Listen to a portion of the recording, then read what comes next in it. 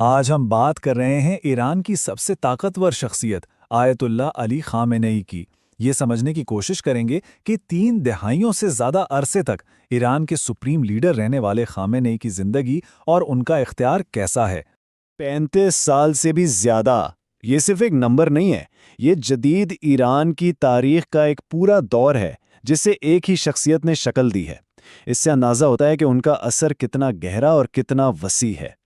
اچھا، تو چلیں اس کو ذرا گہرائی میں سمجھتے ہیں۔ دیکھیں، جدید ایران کو جاننے کے لیے سب سے پہلے سپریم لیڈر کے اس منفرد اور طاقتور عہدے کو سمجھنا بہت ضروری ہے۔ یہ کسی عام ملک کے صدر یا وزیر اعظم جیسا عہدہ بالکل نہیں ہے۔ تو سپریم لیڈر کا اصل میں مطلب کیا ہے؟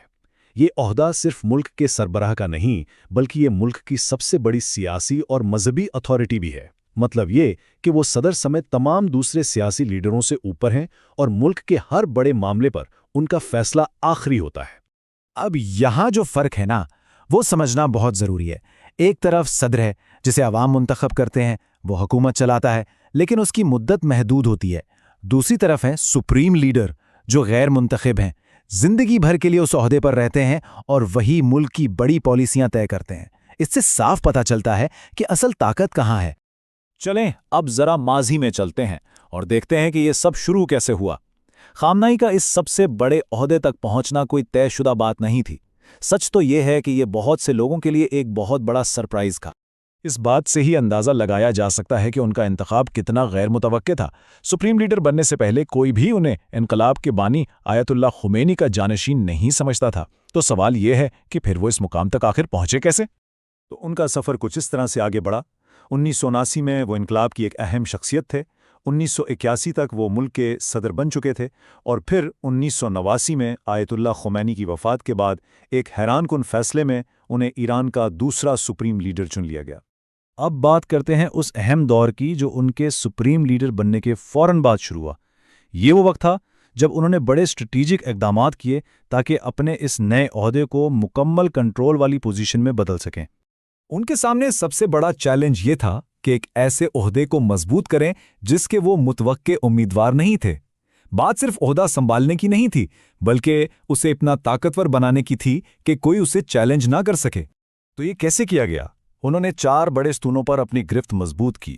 پہلا، پاسداران انقلاب یعنی IRGC، جو ملک کی سب سے طاقتور فوج ہے۔ دوسرا، عدالیہ، جس سے وہ قوانین پر اثر انداز ہو سکتے تھے۔ تیسرا، ملک کی معیشت کے بڑے حصے، جس سے انہیں بہت زیادہ مالی مسائل ملے۔ اور چوتھا، گارڈین کاؤنسل، جو یہ فیصلہ کرتی ہے کہ الیکشن میں کون حصہ لے سکتا ہے اور کون نہیں۔ ان چاروں کو کنٹرول کر کے انہوں نے اپنی طاقت کو بالکل پکا کر لیا۔ اور ان اقدامات کا نتیجہ کیا نکلا؟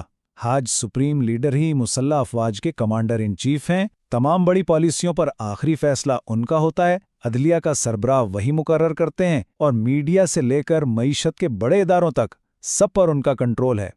چلیں اب دیکھتے ہیں کہ ان کے اس لمبے دور حکومت میں کیا بڑے واقعات ہوئے اور کیسی پالیسیاں بنی، چاہے وہ ملک کے اندر ہوں یا باہر۔ ان کے دور کی سب سے بڑی کہانیوں میں سے ایران کے جوہری پروگرام پر مغرب کے ساتھ دہائیوں لمبی کشیدگی رہی ہے۔ اسی مسئلے نے ایران کی خارجہ پالیسی کی سمت طے کی اور ملک پر بہت زیادہ بین الاقوامی دباؤ ڈالا۔ اور یہ جو چارٹ ہے، یہ اس کشیدگی کے ٹھوس نتائج دکھاتا ہے۔ یہاں صاف نظر آ رہا ہے کہ پابندیوں سے پہلے، پابندیوں کے دوران اور معاہدے کے بعد GDP کی شرح میں کتنا بڑا فرق ہے۔ ان بین الاقوامی پابندیوں نے ایران کی معیشت پر بہت گہرا اثر ڈالا، جس کی قیمت عام ایرانیوں کو چکانی پڑی۔ لیکن چیلنجز صرف باہر سے نہیں آئے، ان کے دور حکومت کو ملک کے اندر سے بھی بڑے چیلنجز کا سامنا رہا۔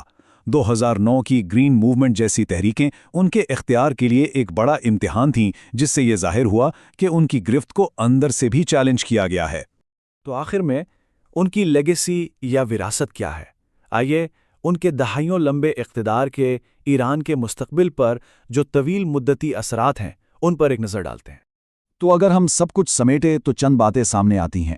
انہوں نے سپریم لیڈر کے عہدے کو مطلق طاقت دی، ریاست کو ہر طرح کے دباؤ سے بچایا، ایک خاص قسم کی خارجہ پالیسی بنائی اور کئی نسلوں کے لیے ایران کی سب سے اہم سیاسی شخصیت بنے رہے۔